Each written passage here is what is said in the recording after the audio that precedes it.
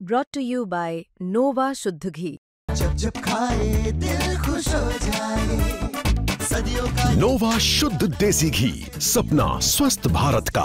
I love घी। नमस्कार, स्वागत है आपका एमपी तक पर। मैं हूं रवीश पाल सिंह।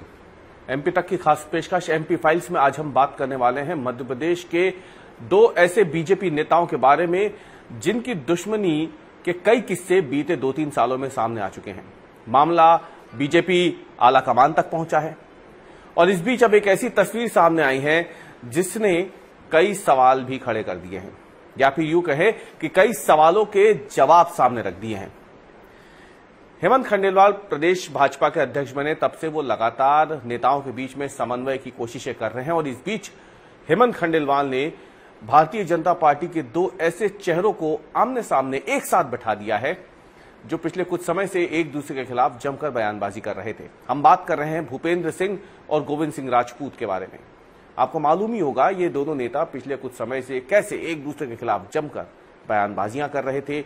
मामला हाईकमान तक पहुंच चुका था, काफी ज्यादा किरकिरी बीजेपी की इसमें हो रही थी, लेकिन अब एक ऐसी तस्वीर सामने आई है जिसमें भूपेंद्र सिंह और गोविंद सिंह राजपूत साथ बैठकर खाना खा रहे हैं और साथ में ही मौजूद है प्रदेश भाजपा के अध्यक्ष हेमंत खंडेलवाल। तो सवाल यही है कि क्या दोनों के बीच की दुश्मनी अब खत्म हो गई है? क्या ये दोनों अब ये दोस्ती नहीं तोड़ेंगे?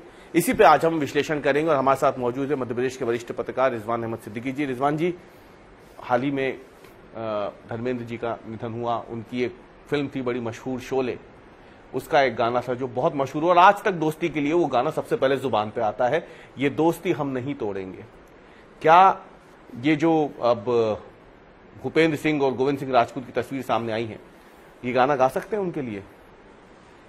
अभी तक तो ऐसा लग रहा था कि ये दुश्मनी हम नहीं छोड़ेंगे और भारतीय जनता पार्टी में इस तरह की गुटबाजी, सतह पर आकर खुलेआम एक दूसरे के खिलाफ बयानबाजी करना, खुलेआम एक दूसरे पर षड्यंत्र के आरोप लगाना, ये सागर इसका एक कलंक की तरह भारतीय जनता पार्टी में गुटबाजी के तौर पर। और नेता भी कोई मामूली लोग नहीं, एक वर्तमान मंत्री और एक पूर्व मंत्री, और वो भी दिग्गज मंत्री, जिनका कभी कभी नाम इस बात में भी चलता था कि भूपेंद्र सिंह हो सकता है आने वाले वक्त में मुख्यमंत्री बने। तो एक ऐसे नेता, और वो दूसरी तरफ गोविंद राजपूत, बड़े कद के नेता, कांग्रेस से आए भारतीय जनता पार्टी में, भारतीय जनता पार्टी में रच बस गए हैं। लेकिन इस वक्त चूंकि मंत्री वही हैं उस पूरे जिले में, तो कमान तकरीबन उन्हीं के हाथ में है, एक तरह से ऐसा कहा जा सकता है सत्ता की। और रंजिश बहुत सतह पर थी, खुलेआम एक दूसरे के खिलाफ बयानबाजियां भी चल रही थी और खुलेआम प्रदर्शन भी हो रहे थे।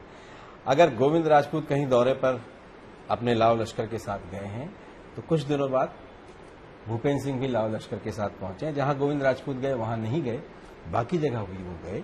नए पुराने भारतीय जनता पार्टी के लोगों के बीच में का विवाद जो है वो सतह पर वहां था और ये एक मुद्दा बना हुआ था।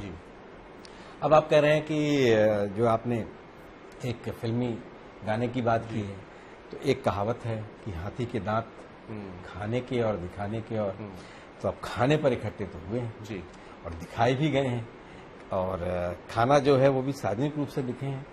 कई ढेर सारे वीडियो सामने आ रहे हैं, लोगों ने अलग अलग खींचे हैं, कुछ फोटो भी आ रहे हैं। तो ये सब चीजें सामने आ रही, और एक दिन में 2-2 बार खाना। ये इसी पे मैं बात भी करने वाला था कि खाना पहले होता है गोविंद सिंह राजपूत के घर पर, जिसमें भूपेंद्र सिंह जाते हैं। बाद में भूपेंद्र सिंह राजपूत के घर पे खाना होता है जिसमें गोविंद सिंह राजपूत जाते हैं।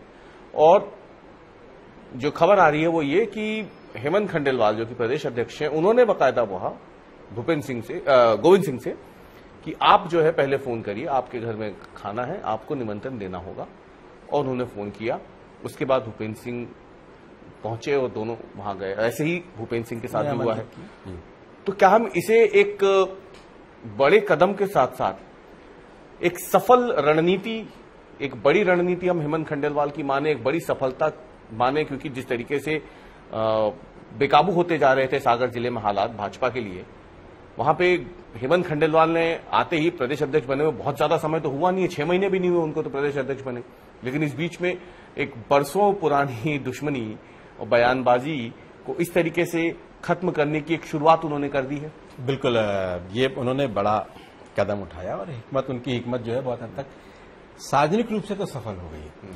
अंदरूनी तौर पर कैसे होता है, क्या होता है, कितनी खींचातान आगे चलती है, क्या, वो एक भविष्य में देखने को मिलेगा।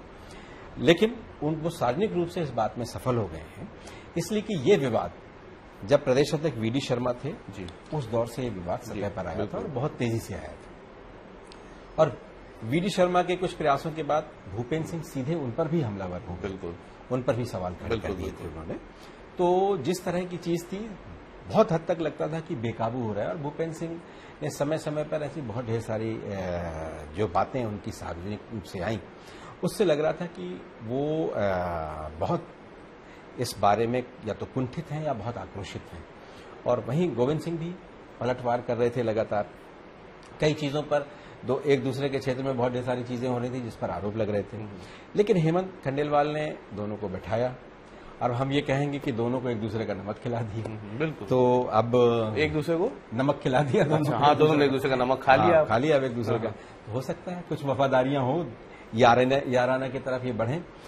इनकी अदावत बहुत पुरानी है, जब दोनों अलग अलग पार्टियों में थे तब से है। बिल्कुल ऐसा नहीं है कि बहुत रंजिश थी, कई बार इकट्ठे भी होते थे और लगभग एक ही वर्ग को ये दोनों बिलोंग करते हैं। जिस तरह से सुर्खी से ये चुनाव हार जीत भी दोनों के बीच में हुई है, दोनों के बीच में वहां मुकाबला भी रहा है। भूपेंद्र सिंह भी सुर्खी से बहुत टच में रहे हैं जी। इस बात का भी गोविंद सिंह की कई बार आपत्ति होती थी और फिर कई बार जिलों में गोविंद सिंह जो करते थे उस पर भूपेंद्र सिंह को आपत्ति होती थी। तो ये एक अच्छी कोशिश है।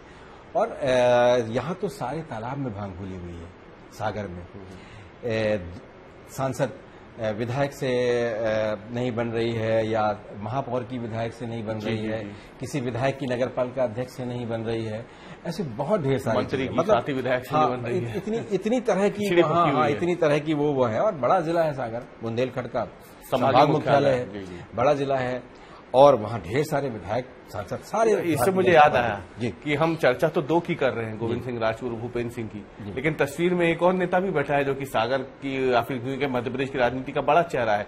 सबसे ज्यादा बार चुनाव जीत के विधायक बनने वाले गोपाल भार्गव भी उसी टेबल पे बैठे हुए हैं।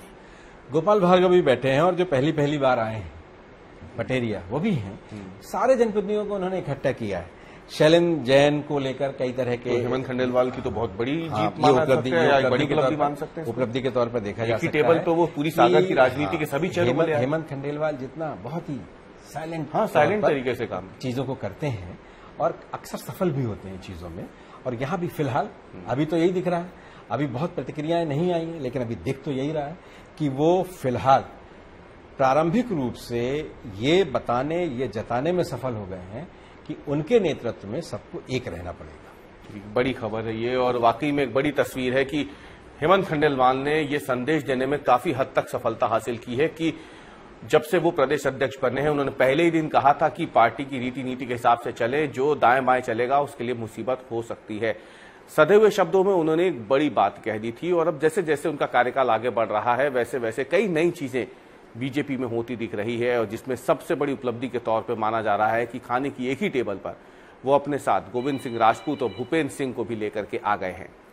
हमारे आज के विश्लेषण में इतना ही। कल हम फिर हाजिर होंगे एक नए मुद्दे और नए विश्लेषण के साथ। तब तक के लिए धन्यवाद।